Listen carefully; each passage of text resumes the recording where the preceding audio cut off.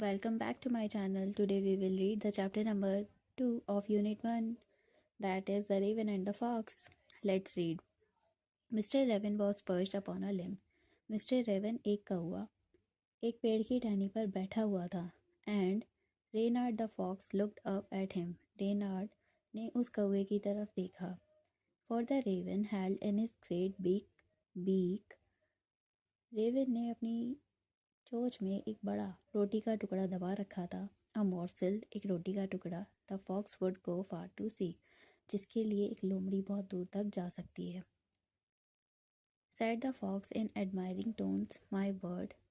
लोमड़ी ने अपनी चापलूसी भरी आवाज़ में कहा ताकि वह रेवन को अपनी बातों में फंसाकर वह रोटी का टुकड़ा प्राप्त कर सके. सर रेवन, श्रीमान raven, you are a handsome bird. आप एक बहुत सुंदर पक्षी हैं. सच फैदर्स, आपके पंख बहुत सुंदर हैं.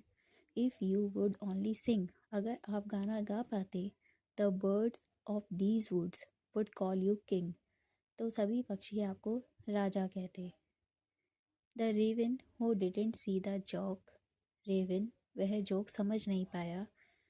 Forgot that his voice was just a croak. वह भूल गया था कि उसकी आवाज़ कोई मधुर वाणी नहीं है बल्कि एक कर्कश आवाज़ है, यानी कि जो सुनने में बहुत चुभती है, काऊ काऊ जैसी आवाज़ है. ही ओपनड हिज बीक. वह अपनी चोंच खोलता है ताकि वह गाना गा सके.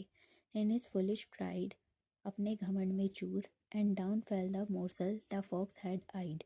और उसकी चोंच से वह रोटी का टुकड़ा नीचे गिर जाता है जिसकी लोमड़ी को बहुत देर से प्रतीक्षा थी. उसकी नज़र उसी रोटी के टुकड़े पर पड़ी हुई थी. हा हा, लाफ्ड द फॉक्स. अब लोमड़ी हंसी. एंड नाउ यू नो, अब तुम जानते हो. Ignore sweet words that make you glow.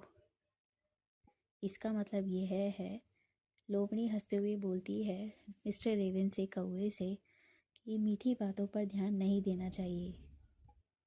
सही बात है. Pride my friend is rather unwise. घमंड मेरे दोस्त अक्सर अनजाने में मूर्खता करवा देता है. I am sure this teaching is quite a surprise.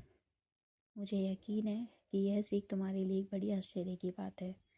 तो सभी को कहा जाता है कि कभी भी हमें किसी की मीठी बातों में नहीं फंसना चाहिए. हमेशा हमें अपनी बुद्धि से चलना चाहिए, अपनी बुद्धि का इस्तेमाल करना चाहिए.